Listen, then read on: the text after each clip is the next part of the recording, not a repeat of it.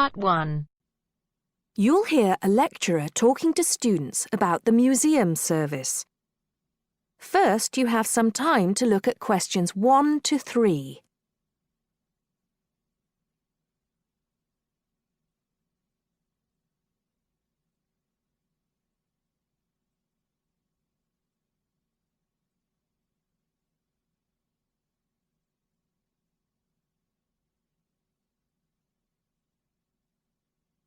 Now listen carefully and answer questions 1 to 3. Good afternoon. So far, in these lectures, we've been looking at the management of public services and the ways in which they try to improve.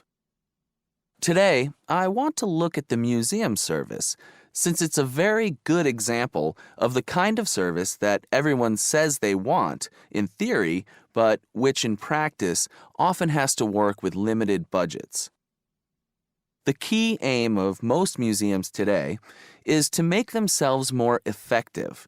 In the past, a museum might simply collect and organize old objects and display them in glass cabinets.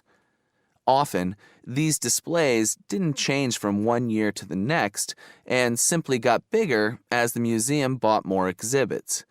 However, falling numbers of visits to museums taught managers that bigger wasn't necessarily better, and that museums had to adapt to deal with a changing world. Museums have learned that they need to offer a greater variety of services for people in their local area to choose between. They also need to reach as wide an audience as possible and need to find innovative ways of getting people through the door who we perhaps wouldn't think of as traditional museum visitors, children, for example, or people from various ethnic backgrounds. Museum managers often don't have the funding to do very much about the buildings they manage, but they can do a lot about the experience of visiting those buildings. A lot depends on the staff, of course, however big or small the team running the museum may be. But there are also relationships outside the museum which have a large effect. Rather than work alone, good museums these days work very closely with local councils and businesses. Before you hear the rest of the talk, you have some time to look at questions 4 to 10.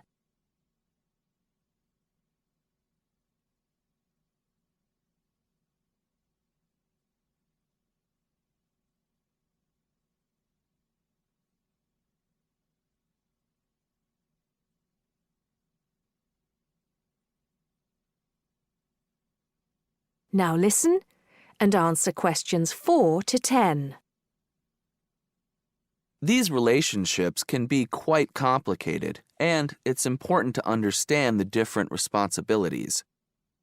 Most museums find that there are things that are the direct responsibility of staff, such as planning and designing new public displays, and there are things that they need outside help for. I'd like to go on to consider some of these areas. Museums have for a long time complained of a lack of funding. They're often not at the top of the list when it comes to local councils deciding what to do with their money. This has led to museums seeking alternative sources, and the local business community has been a valuable partner. More often than not these days, you'll see that an exhibition is sponsored by a business that has some connection to the subject. Their logo will appear on any promotional material that the museum produces to advertise its events, such as leaflets and ads in the local press. Museums also can't afford to see themselves in isolation from the local community, and that obviously involves knowing exactly who the local community is. In most museums, the staff themselves will come from the town or city where the museum is located and should have some knowledge of the needs of local people. However, they will usually rely heavily on studies done by the local council, which tell them what people want from their museum service. Once they have that information, It's then up to the staff to decide how they're going to get the people of the area more involved in the museum, either as visitors or even possibly as volunteers. Apart from the exhibitions, museums provide a whole range of activities, including things like talks or workshops on subjects that local people may be interested in. The museum staff probably lack the expertise to talk on many subjects, and so it usually means inviting speakers from different places, possibly even from different countries. This is exactly the kind of thing that museums will try to do in partnership with companies from the local area, who are often willing to pay for speakers if their brand name is displayed at the event. Museums, of course, need various well-maintained buildings. It's important that people can access the museum services easily and comfortably, and it will usually be the local authorities who are responsible for that.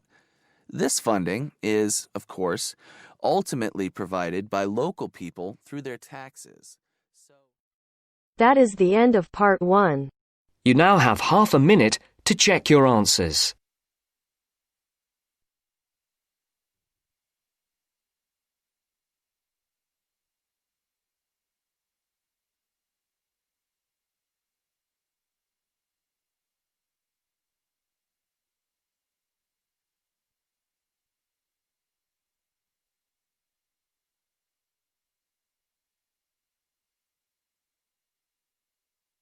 Now turns to part 2.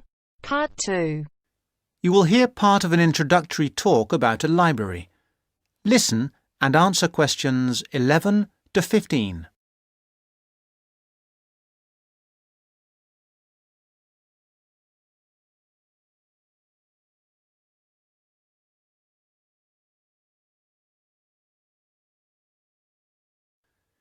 You will hear part of an introductory talk about a library.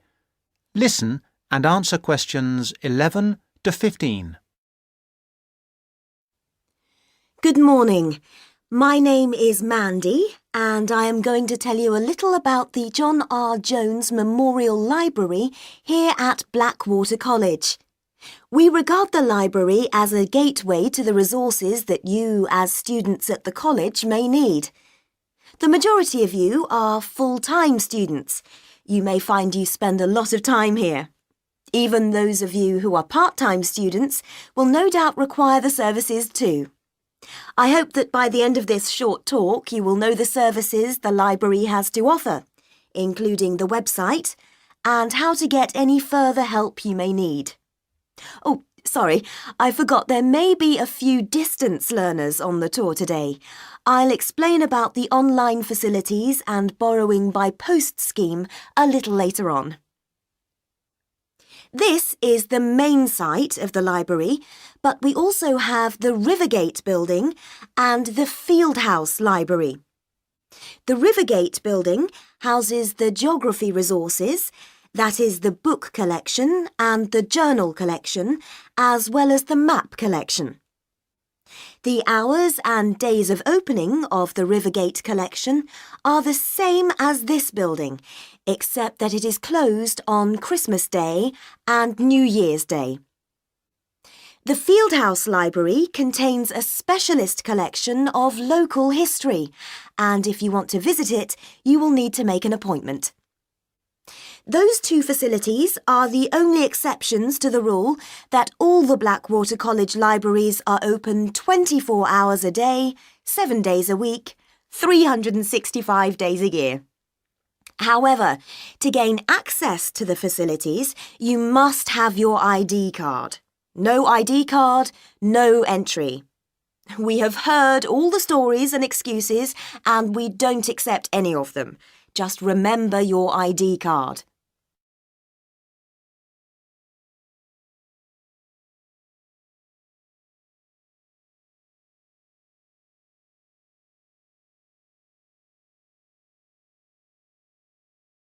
Before you hear the rest of the talk, you have some time to look at questions 16 to 20.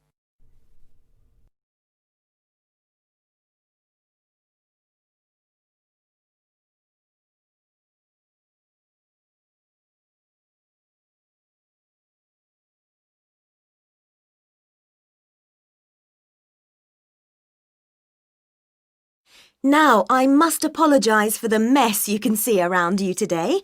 Libraries should be quiet listen and places, answer but questions unfortunately 16 to this is 20. not currently the case here. This new building has been here for only 2 months, and as a result, we have not quite finished moving in.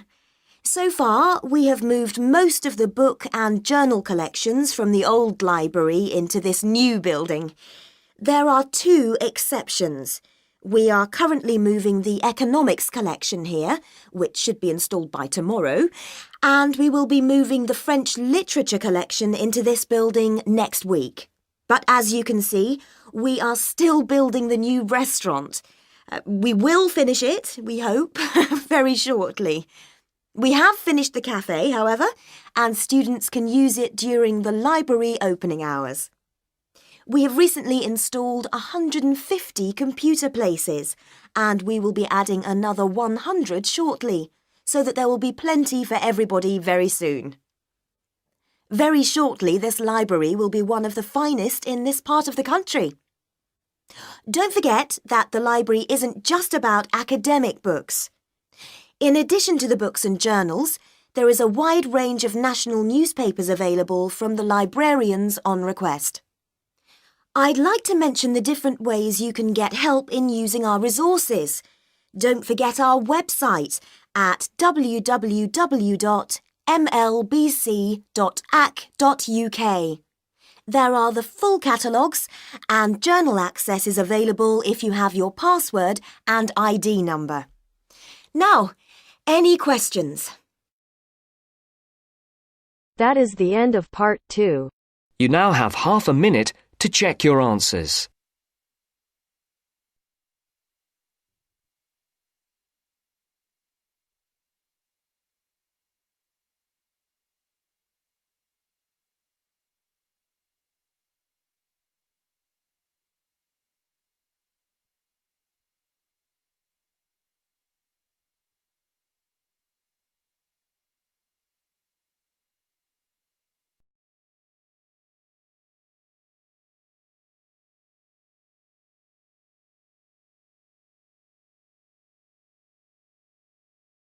Now turns to part 3.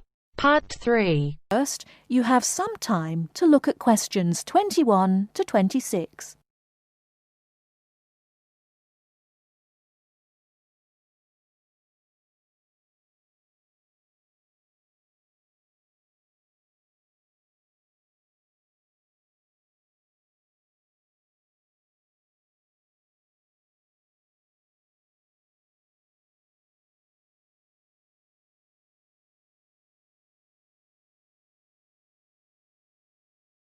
Now listen carefully and answer questions 21 to 26. Good evening, and welcome to this month's Observatory Club lecture. I'm Donald Mackey, and I'm here to talk to you about the solar eclipse in history.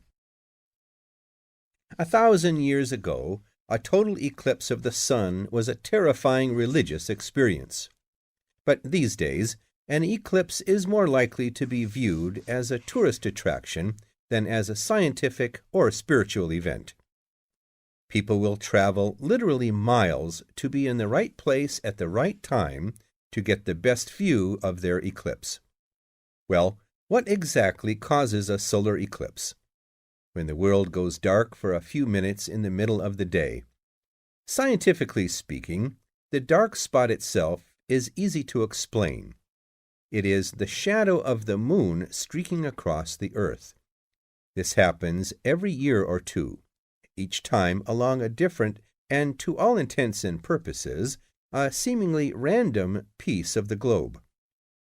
In the past, people often interpreted an eclipse as a danger signal heralding disaster, and in fact, the Chinese were so disturbed by these events that they included among their gods one whose job was to prevent eclipses. But whether or not you are superstitious, or take a purely scientific view, our earthly eclipses are special in 3 ways. Firstly, there can be no doubt that they are very beautiful. It's as if a deep blue curtain had fallen over the daytime sky as the sun becomes a black void surrounded by the glow of its outer atmosphere. But beyond this, total eclipses possess a second, more compelling beauty in the eyes of us scientists, for they offer a unique opportunity for research. Only during an eclipse can we study the corona and other dim things that are normally lost in the sun's glare. And thirdly, they are rare. Even though an eclipse of the sun occurs somewhere on Earth every year or two, if you sit in your garden and wait, it will take 375 years on average for one to come to you. If the moon were any larger, eclipses would become a monthly bore. If it were smaller, they simply would not be possible. The ancient Babylonian priests, who spent a fair bit of time staring at the sky, had already noted that there was an 18-year pattern in their recurrence, but they didn't have the mathematics to predict an eclipse accurately. Before you hear the rest of the talk, you have some time to look at questions 27 to 30.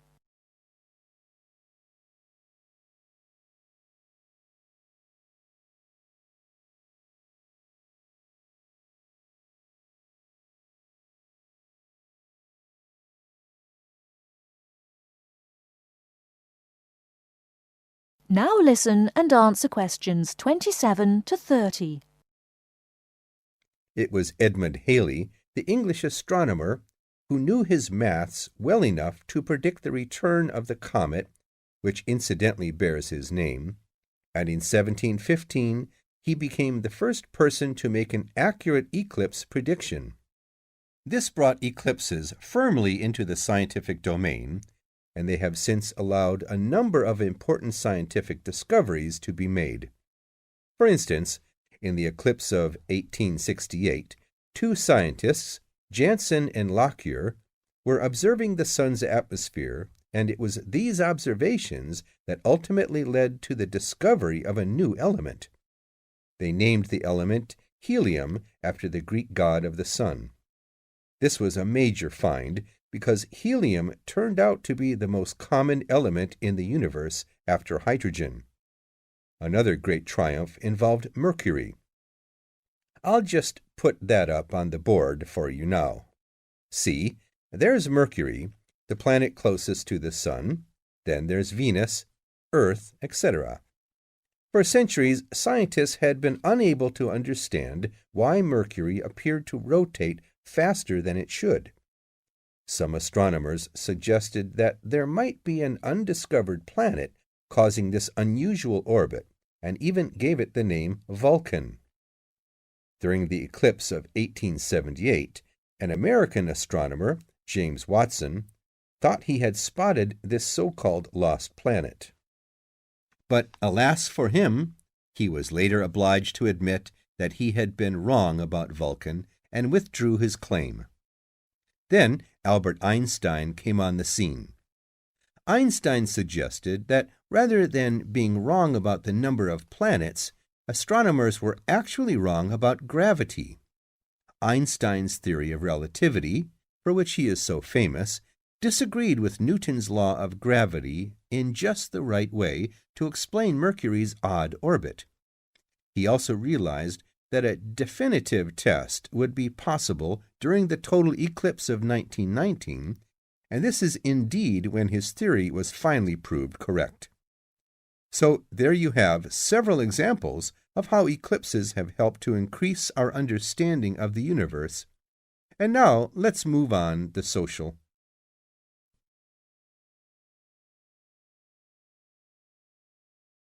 That is the end of part 3. You now have half a minute to check your answers.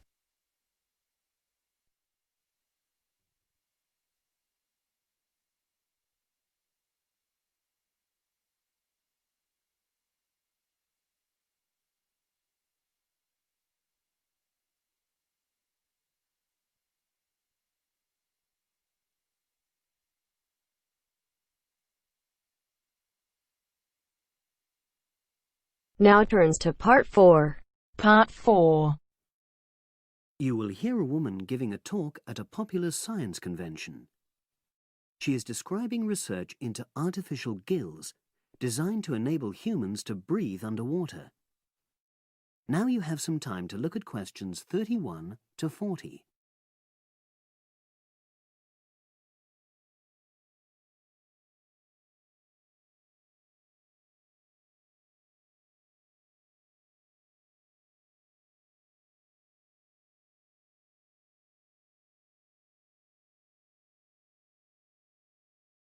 Now listen and answer questions 31 to 40.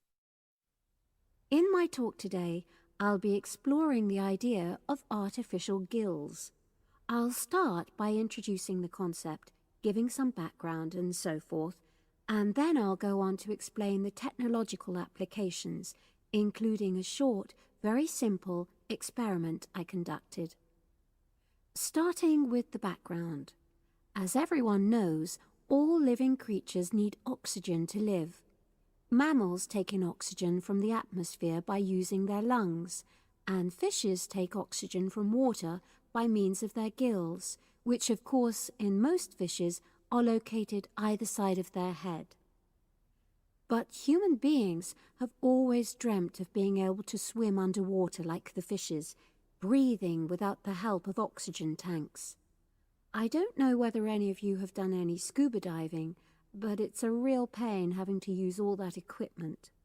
You need special training, and it's generally agreed that tanks are too heavy and big to enable most people to move and work comfortably underwater. So scientists are trying a different tack. Rather than humans carrying an oxygen supply as they go underwater, wouldn't it be possible to extract oxygen in situ? That is, directly from the water while swimming. In the 1960s, the famous underwater explorer Jacques Cousteau, for example, predicted that one day surgery could be used to equip humans with gills. He believed our lungs could be bypassed and we would learn to live underwater just as naturally as we live on land. But of course, most of us would prefer not to go to such extremes. I've been looking at some fairly simple technologies developed to extract oxygen from water, ways to produce a simple, practical artificial gill, enabling humans to live and breathe in water without harm. Now, how scientists and inventors went about this was to look at the way different animals handled this. Fairly obviously, they looked at the way fishes breathe, but also how they move down and float up to the surface using inflatable sacs called swim bladders. Scientists also looked at animals without gills, which use bubbles of air underwater, notably beetles. These insects contrive to stay underwater for long periods by breathing from this bubble, which they hold under their wing cases.